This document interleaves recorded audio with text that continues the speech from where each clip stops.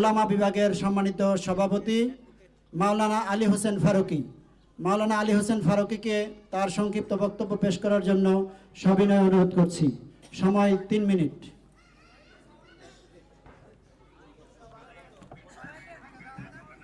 আসসালামু আলাইকুম ওয়া রাহমাতুল্লাহ। নাহমাদুহু ওয়া নুসাল্লি আলা রাসূলিহিল কারীম, আম্মা বা'দ। আন্তর্জাতিক মাতৃভাষা দিবস উপলক্ষে আয়োজিত মাটি ও মানুষের প্রিয় সংগঠন বাংলাদেশ জামাতে ইসলামী আশুলিয়া থানাধীন ধামসনা ইউনিয়নের 7 নং ওয়ার্ড কর্তৃক আয়োজিত আজকের এই প্রোগ্রামে উপস্থিত রয়েছেন আজকের প্রোগ্রামের সম্মানিত সভাপতি, ঢাকা 19-এর সংসদ সদস্য পদপ্রার্থী, মাটি ও মানুষের নেতা প্রিয় ভাই হাসান মাহবুব মাস্টার। উপস্থিত রয়েছেন শ্রদ্ধাভাজন দায়িত্বশীল অ্যাডভোকেট শহীদুল ইসলাম ভাই সহ ধামসনা ইউনিয়নের সম্মানিত আমির, আশুলিয়া থানার সম্মানিত আমির সহ অন্যান্য দায়িত্বশীল ভাইরা এবং আজকের এই প্রোগ্রামের প্রধান আকর্ষণ কর্মী ভাইরা। আমরা আল্লাহ তাআলার দরবার শুকরিয়া আদায় করছি যে আল্লাহ তাআলা এত সুন্দর একটি পরিবেশ আমাদেরকে তৈরি করে দিয়েছেন, এজন্য বলছি আলহামদুলিল্লাহ। আমরা সবাই জানি 5ই আগস্টের পূর্বে এরকম প্রোগ্রাম করা আমাদের কল্পনায় আনতে গেলেও হিসাব করা লাগতো। আলহামদুলিল্লাহ, যাদের ত্যাগের বিনিময়ে আমরা এই স্বাধীনতা পেয়েছি, আমরা তাদের প্রতি যতদিন বেঁচে থাকবো কৃতজ্ঞতা জ্ঞাপন করব। কারণ আল্লাহ রসুল বলেছেন, মান লাম ইয়াশকুরিন নাস লাম ইয়াশকুরিল্লাহ। যারা মানুষের কৃতজ্ঞ হতে পারে না তারা আল্লাহরও কৃতজ্ঞ হতে পারে না। এই জন্য তাদের প্রতি কৃতজ্ঞতা আমাদের থাকবেই। তবে হ্যাঁ, মূল কথা যে যতই ক্রেডিট নিজেদের পক্ষে নেওয়ার চেষ্টা করুক না কেন, বলেন তো সবাই সকল ক্রেডিটের মালিক কে?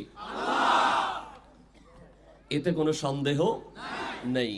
আসলে লম্বা সময় নাই, 3 মিনিট সময়ের প্রায় শেষ হয়ে গেল, নইলে বলা যেত লম্বা করে।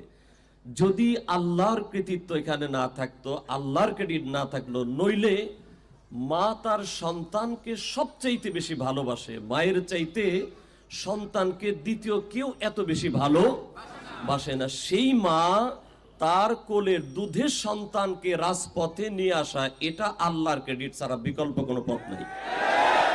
কিন্তু যারা অকৃতজ্ঞ, যারা আল্লাহর প্রতি কৃতজ্ঞ হতে পারে না, তারাই বলে যে ক্রেডিট এটা আমাদের। ঠিক কিনা বলেন? এই জন্য সকল ক্রেডিট মূলত কার বলেন?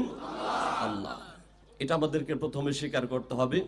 দ্বিতীয়ত, আল্লাহ তাআলা তার কুদরতে এবং যাদের মাধ্যমে স্বাধীনতা আমাদেরকে দিয়েছেন তাদের প্রতি কৃতজ্ঞ হতে হবে। এই জন্য বেশি বেশি শুকরিয়া আদায় করতে হবে। আল্লাহ তাআলা বলেছেন, লা ইন শাকারতুম লা আযীদান্নাকুম। যদি তোমরা শুকরিয়া আদায় করো তাহলে আমি নিয়ামত আরো বাড়িয়ে দেব। এখন সেই শুকরিয়া আদায়টা কি হবে ভালো করে বুঝতে হবে। শুকরিয়া আদায়টা শুধু আলহামদুলিল্লাহ এর ভিতর সীমাবদ্ধ না।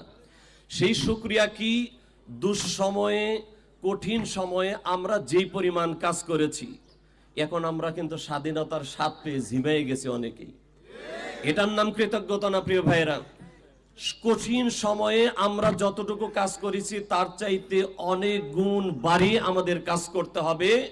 প্রত্যেকটা মানুষের কাছে এই সংগঠনের, মাটি ও মানুষের প্রিয় সংগঠনের, আল্লাহর, আমি মনে করি আল্লাহর কাছে কবুল এই সংগঠনের দাওয়াত দিতে হবে। ঠিক কিনা বলেন? এটার নাম হলো শুকরিয়া। এটার নাম কি বলেন? শুকরিয়া।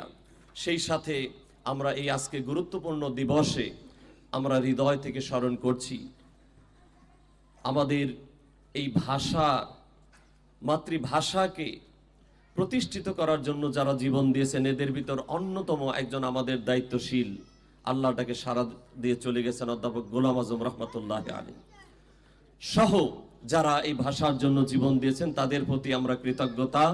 আল্লাহ তাআলা ন্যূনতম ঈমান নিয়ে যারা চলে গেছেন তাদেরকে জান্নাতের সুউচ্চ মাকাম দান করেন, বলেন আমিন।